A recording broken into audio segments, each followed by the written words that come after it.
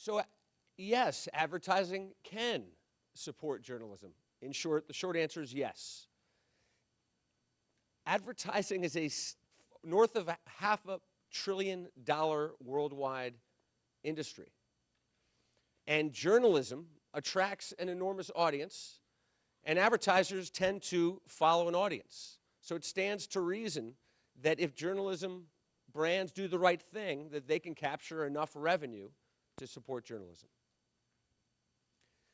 However, admittedly, with the dramatic, mind-boggling rate of change, it complicates things, as Jeff pointed out.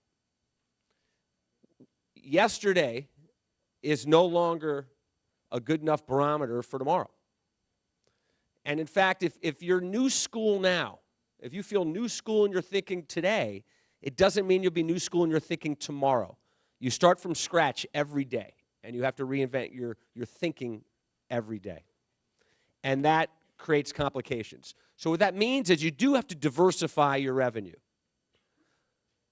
But not just outside of advertising. That would be giving up on $500 billion. You must diversify and innovate and experiment within advertising. So I'd like to illustrate it this way, please. There we go. So my first day at the Washington Post a year and a half ago, my boss gave me this. He gave me a revenue bucket, and he asked me to fill it and return it to him at the end of the year. And then I would pay for our journalism expertise. Seems easy, but the challenge was, if you look closely, you'll see these small holes in the bucket. Boom, newspaper ads come out. Magazine ads. Something very interesting, digital display ads. So who would have thought that digital is an old medium? And in digital years, like dog years, it's hundreds of years old. And display advertising is a newspaper business inside pure play digital companies. So that is leaking out and leaking out fast. If you're in the TV business, you see this following. And then, of course, lucky us, we have fraud, creates more supply, hurts our CPM, that's leaking. The viewability rules, the new viewability rules, some are appropriate and some are not as fair but cost us money. And then, of course, the recent enjoyment of ad blocking. So you have a lot of holes in the bucket and things leaking. However, you have things to put in the bucket. First of all, you have to maximize one of these things that's leaking. You have to. And the challenge there is, for us, it's the newspaper business. We have an enormous newspaper advertising business, newspaper subscription business, enormous financially. And you have to maximize it, but you can't maximize it instead of betting on your future. So when the two come head-to-head, you always bet on the future, but you have to have an infrastructure and a strategy to maximize your legacy business rather than accelerating the leak. And then you have things like sponsorships, which are popular.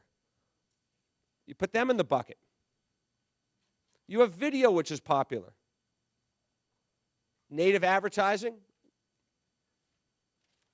Content creation, like an ad agency. We do that too. Social media, very popular, a great way of making money. Licensing of our content or our brand. Throw that in the bucket. The programmatic world is growing and a very good way of making a lot of money.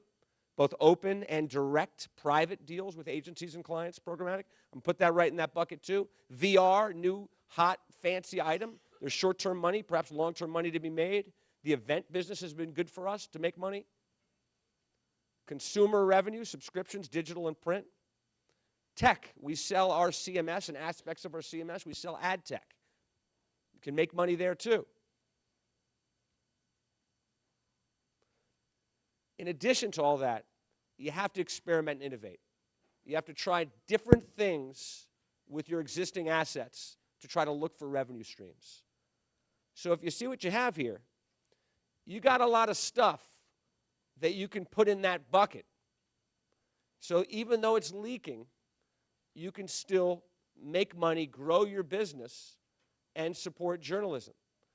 So you have to experiment, you have to be nimble, you have to diversify within advertising and outside of advertising, and you can grow your business and continue to support journalism. Thank you.